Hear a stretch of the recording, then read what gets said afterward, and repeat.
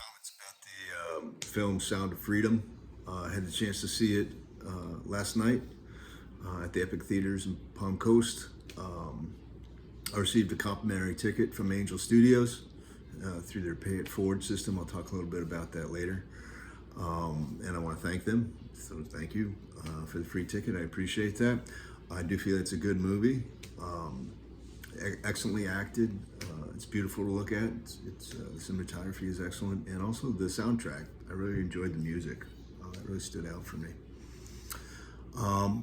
But I did walk out of the theater with very sort of mixed feelings. I feel it's very difficult to kind of reconcile certain aspects of this film, and I do feel it will be very divisive amongst its audiences, particularly because it's directed at American audiences to the a great degree. It goes as far as to sort of post the statistics of pedophilia content being primarily an American audience, and I felt that was very sort of at the very least ironic that that it's directed towards American audiences at the same time. I was thinking in a movie theater basically watching this content, which in an offhand way is pedophilia in its nature. On the other hand, of certainly raising awareness is something that is certainly important, and ethical and correct.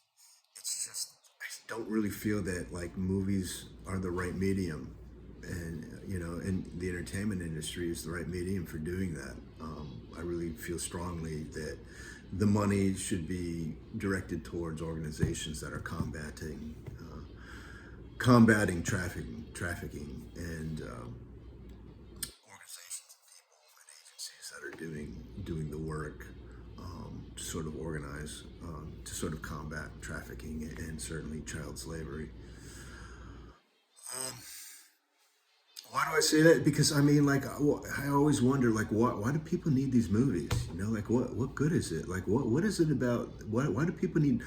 We're talking about not just this movie, any movie, like $100 million. We're talking big budgets here, and large crews of people, right? And you go to these different locations. You, for whatever reason, you got to go to these locations around the world, right? And you have to set up lights, and you have to set up sound, and you have to get the shot just a certain way, and you have to have the actors perform, in a certain way. It just feels like what good is this? Like, why do people need this, right? It just seems like they would, if they really needed to do something about it, then that money would be dumped towards that, specifically. Like, why do they need this product? And let's not be mistaken here. A movie is a product, right? And you should be viewing it through that lens, that this is a product. And I say that because one of the other sort of feelings I had walking out of this film was like, it was well acted, right? There's this little girl, and she's expressing very sort of complicated, traumatic expressions. And I'm thinking, well, she's doing a very good job at that, right? And I'm thinking that's very perverse in a way, because like the very opening scene of this film is an abduction where the abductor is handing a pamphlet and saying, like, do you want to be a star, right? To these kids, right? And I'm thinking this is exactly what is happening with in another aspect of the film. That's what they're doing, right? And if you look at Americans being the largest consumer of pedophilia, or P Diddy, P Diddy content, then what good is this? Like, what good is this doing being a film? It's going to obviously promote the careers of these people, and it might be up for awards and praise. And I'm thinking this is doing nothing to combat it, though. another key aspect I felt was like you're not really they didn't really examine the socio-economic political environment where these things thrive, right, where which facilitates this kind of trafficking. These countries, right, that are primarily kind of poor countries with very turbulent social economic and political environments, and it's very easy to exploit that in a lot of ways. In a lot of ways, those people who grow up and develop in those countries have very different attitudes about children and sexual sex work and things like that. They have very different attitudes, and and they don't really have that. There's not a lot of moral distinctions going on in some of those countries. Having lived in China, I saw another point I want to talk about that a little bit later. Um, but yeah, I mean, I just don't. I felt it very difficult. I felt myself having, and also being like a single male, adult male, being in this theater, it felt very awkward to be sitting here watching this piece.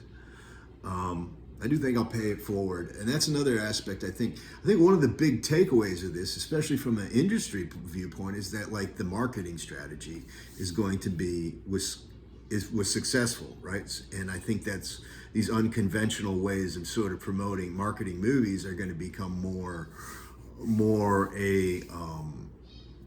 appealing, right? Or more sort of more standardized, because here you had the pay it forward system of Angel Studios marketing their films based on kind of a moral precedent, and that was kind of a unique marketing strategy. And films are suffering these days. Theater going audiences, it's not your granddad's box office anymore. So you're going to see more of these sort of creative ways of marketing films. Certainly, I would say films like Maverick, are leaning really heavy in that political spectrum to get people in the movie theaters. Particularly, and I would say the majority of the people in my theater, it was pretty crowded. I was kind of surprised compared to I had saw Indiana Jones the previous week, and that was empty, desolate. Whereas this theater, this showing was pretty crowded, I would say, given today's circumstances. I mean, I haven't seen a soul. I can't imagine that any movie's selling out these days. But it was mostly, I would say, an older audience in the theater.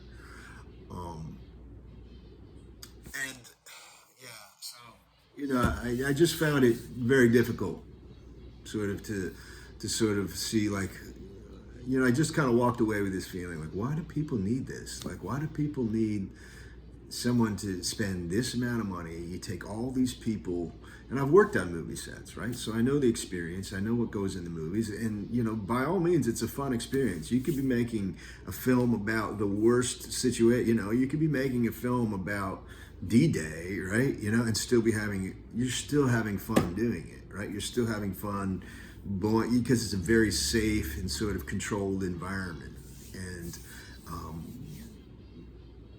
and you're spending a lot of that money trying to make it just that, and it's just this complete fabrication. And I just don't understand why people need that. Like, why do you need to spend that much money, especially in our climate today, where technology has made filmmaking so accessible for so little money, and yet we need to ship hundreds and hundreds of people. Another aspect was like in these countries where that facilitate child trafficking in general. You go there and you make one of these films. I can guarantee you that money filters out, right? It filters out into those networks at some point, and that was almost inherent in the film. The guy who was kind of wearing my hat there, who was in not the Tim Ballard character, not the Jim, what was it, Caviezel, is that his name? Not his character, but the other guy, who was kind of like the contact in the underground there. He was wearing my hat, my straw hat. I thought that was kind of funny. But like once you're dealing with those kinds of people, that they have those same contacts, and inevitably, you're going to kind of be crossing lines, and you're going to be dumping money in that direction. You're somehow enabling it to some extent. So I don't know. It was. I think it's a good film, but I just don't see the point of these kinds of things. Having experienced like We Are the World too, growing up in the '80s and being caught up in all of that We Are the World and USA for Africa. Um, One of the big takeaways for that was I remember Bob Geldof clearly saying afterwards that he felt it was a failure because he saw a lot of that money and food just getting sort of put, getting distributed to the soldiers, like the soldiers and the drug lords, right? We're taking all that money in film and money in food and just sort of empowering, bolstering their ranks. And he felt it was kind of a failure. Um, so there's that saying, the road to hell is paved with good intentions, and I feel that's probably more representative of this kinds of heralding films as sort of being vehicles of change or anything like that, because they're really not. I don't feel that films are going to change anything. Jim Caviezel, is it Caviezel or Caviezel? He makes the point of making a special message at the film. If you stick around and listen to it, where he kind of praises the storytelling as a vehicle for change, and I don't really agree with him there. Like I said, he goes on to praise. He says the children are the star of this, and I kind of feel that's kind of perverse in a lot of ways because they're the victims here. They're not stars. They shouldn't be perceived as celebrities or anything like that. They're victims. They're innocent kids. Um, People, I don't even know if like it's based on a true story, so I'm kind of wondering like how true was it, these kids in terms of these kids. Like I don't know if this Tim Ballard actually killed the guerrilla leader there to free this girl or anything like that. I kind of doubt it. Um, I don't know what liberties were taken, but certainly Tim Ballard, the actual person who this story is based on. I commend him for his efforts, certainly, and I would hope that he receives funding or the agencies that he supports in actually sort of making this change or implementing change receives more preeminence. But like I said, it was just kind of like there's this little girl, like she's an actress, and she's it's all made up, right? Everything that you're seeing on the screen is completely fabricated, right? Every feeling that you're having is just all being manipulated for the sake of storytelling. So I don't really agree with Jim on that perspective of storytelling. Um, because success in like the entertainment industry and media industry is not based on any sort of moral precedent. It's based on, um, it's not necessarily based on moral precedent all the time. It's based on.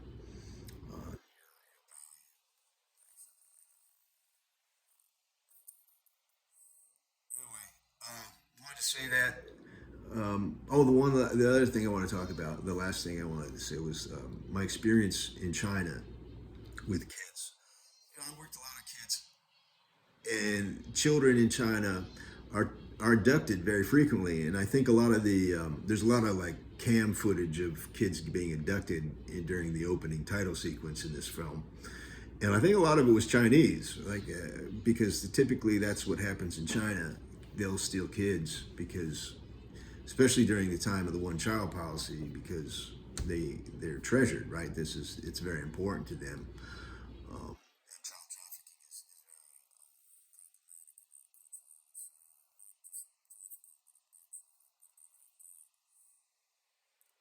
Fortunately, I didn't have any experience of that while I was in China. I mean, like, all right, any sort of immediate exposure in my communities to that. Fortunately, I did see certain things that were that were sketchy when it came to kids. But one story that really moved me, if you're going to talk about storytelling, one story that really kind of, I remember sitting and crying in my room when I heard about this and when I looked into it. There was a story of a little girl called Yu Yu, and I still have her picture in my with her mother in my photo galleries, and I can still recall her face off the top of my head. But it was just this awful, horrible story about this little girl who her parents weren't watching her, weren't paying attention, and she wandered off into an area where there's a lot of traffic rolling through, and she got hit by like a minivan. It hit her hard. It went right over her body, and in the video camera footage, you see her lying in the street after being struck, and she still seems sentient, right? She's still moving, and she's in a pool of blood, and you see people just walking by and not doing anything. And I just remember thinking deeply on what that child must have been going through its head, right? Like if it's sentient, if she's conscious at this point, she's in excruciating pain, like a pain she's never felt before, and she has very limited life experience, right? She's just a young child. She doesn't know much about the world or pain or the kinds of experiences that are out there. She trusts in her parents, right? She trusts her guardians at that point. You know, she has a lot of trust in her guardians. She looks to them. She looks for them for help. So I'm just thinking she's probably thinking that. You know, she's probably thinking, where's mommy or daddy to help me, or somebody should be helping me, you know, and people are just walking by her as she might have been, you know, she might have been able to have been saved. But what happens is a long period of time goes by, and then another truck comes and runs over her, and it's just almost horrifying to see that happen. It killed her, and it just you know, gets to me. But you know, that's kids, and how, you know, people, different cultures, some cultures cultivate this idea you need to be really sort of, you know, it's weird because it's China, and like in China, that one child policy, you know, children were very important, and just to see that happen was a real tragedy. It was a real hard story to watch. I think that's all I'm going to say here. Once again, I want to thank Angel Studios for the complimentary ticket. I'm going to, you know, maybe next paycheck I'll you know, donate to pay for a ticket for someone else. Um, that, or I'm going to donate that money to an organization that's dedicated towards, or I might just take that money and donate it toward an organization that is dedicated towards, um, you know, doing something about these things, and preventing them, and